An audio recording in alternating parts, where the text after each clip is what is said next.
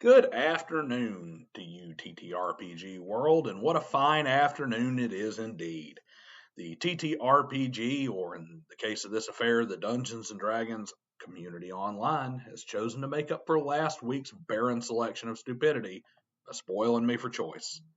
That's right, this week I actually had to curate my options to provide you with ample mockery of only the purest, premium grade idiocy and paid in full, no note, no lease, self owns on this week's episode of Intelligence as a Dump Stat. We start with an idiocy appetizer from the world of terrible 5e advice written by someone who I have reason to doubt has played long enough to have any firsthand experience whatsoever with the topic he has chosen to embarrass himself with. Over at Bell of Lost Souls, a site that occasionally inserts an RPG article somewhere amongst their never-ending pages of penis pill and hepatitis C rash cream advertisements, a staff writer, J.R. Zambrano, took a break from shilling affiliate codes for Temu Dice Towers and training for the Olympia by carrying water for WotC 3 to 5 times a day to tell us how to make a memorable D&D party. 5 ways to make your adventuring party memorable. He had 5 chances in this pedantic clickbait dumpster fire of 3rd grade level writing and managed to get it wrong all 5 times. He starts by naming off Critical Role and Adventure Zone parties as examples. Parties that are only memorable because they're tied to those professionally produced entertainment products.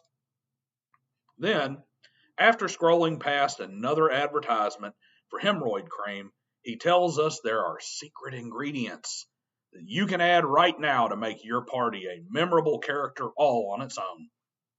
What are they? Player buy-in, where they take the world seriously and the tone and tenor that theme calls for. Embracing the unique elements of the game world and using them to build interactions with other PCs. Treating suboptimal and or exceptional ability score rolls not as numbers on a page, but as opportunities to reinforce the identity of their characters. Nope. Give them a cool Top Gun call sign name, give them uniforms, hire a herald to march around ahead of the party and sing songs like they're Sir fucking Robin from Monty Python, get them a banner to ride around with, buy a timeshare in Cabo. Oh, I'm sorry, shit, that's another ad. Hold a special event. That's right, 5 retarded ideas that are guaranteed to become painfully annoying, immersion breaking, and distracting by session 3, and completely forgotten by session 4 if the campaign even makes it that far.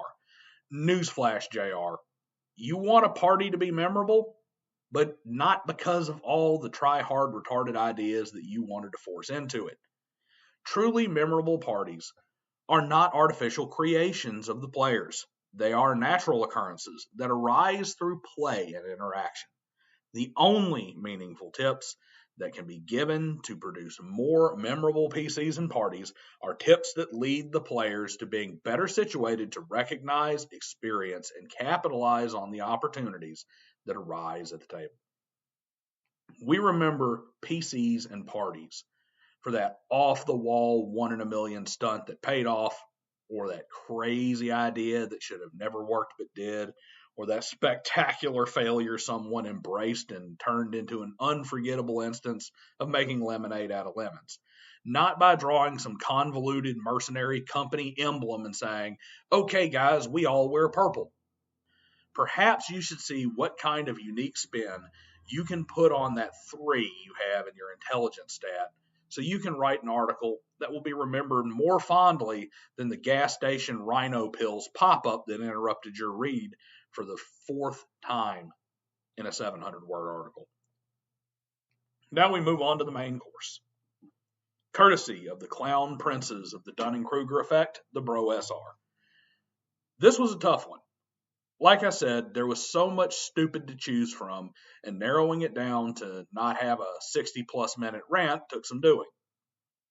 I've said it 1,000 times before. There are individual bros who are decent guys, and I agree with 99% of the time on 99% of the topics.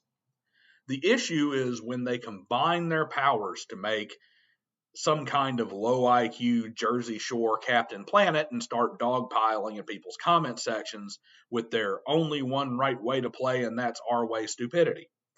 They have been here before, namely their supreme leader, Jeff Rowe Johnson, who has the arrogance to tell the designer of one of the most successful TTRPGs in the world that he didn't know how to play his own game properly, and that he, in fact, never actually designed a game on his own because the game was not done properly, and it's not a game because Jeff Rowe said it's not a game.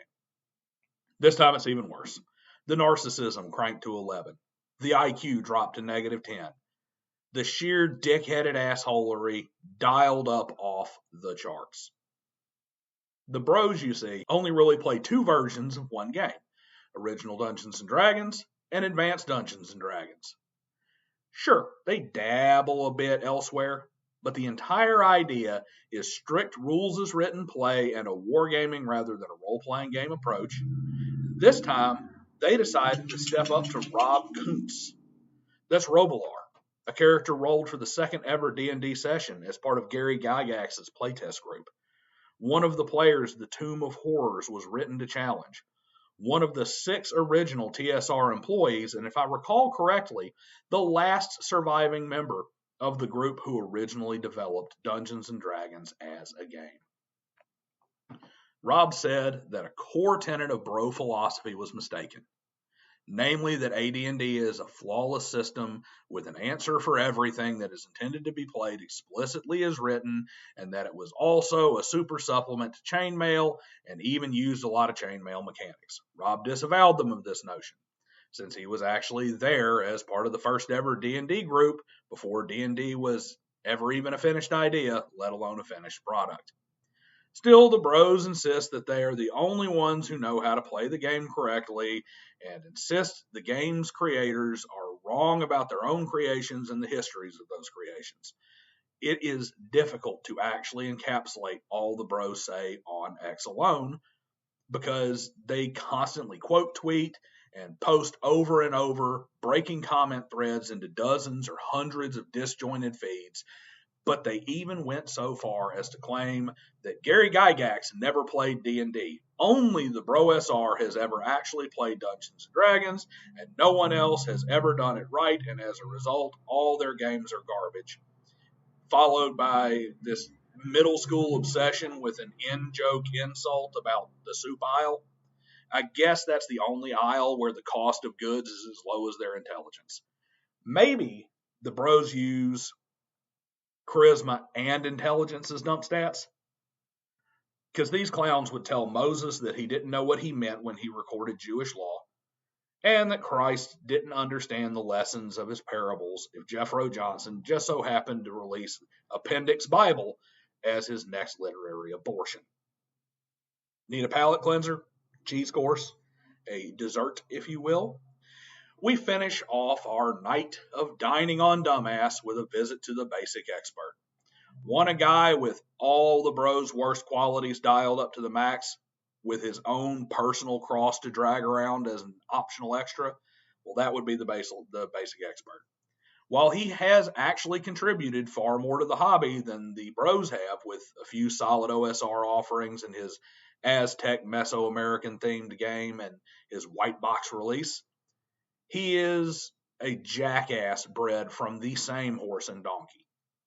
He's another raw is the only correct way to play imbecile, and of course by raw he means his personal interpretation of raw, and he chose to jump in as well on the Rob Kuntz drama. The major difference is that while the bros act like a bunch of obnoxious teenagers who didn't get slapped across the mouth enough as children, Expert likes to fill his posts with $10 words and pretend it makes him sound intellectual, while making arguments filled with more straw men than a Kansas wheat field, seasoned with a healthy topping of non sequiturs. I won't bore anyone by going over the same apparently Rob and Gary and Dave and Terry didn't play the game they created correctly nonsense that Expert parroted in 10 times the word count, but all his follow-up stupidity can actually be summed up accurately in this one simple statement. If you say there is no wrong way to play, or if you believe Rule 0 means you can change rules as you see fit, then you endorse all other forms of play and can't criticize any of them for anyone. Here's one exact quote. If there's no wrong way to play TTRPGs, then there is no way for someone who profess to believe this in regard to games to condemn any other mode of play the game. At best, they can only express their personal dislike of it. End quote. This is a facile statement dressed up to sound intellectual. What is meant by there is no wrong way to play is not that there are no generally superior or inferior ways to achieve the ultimate goals of the game, and that no ruling or change made by a GM to better suit their table and game world is wrong. It doesn't mean that there are not objectively incorrect interpretations or playstyles that are less efficient at achieving certain goals.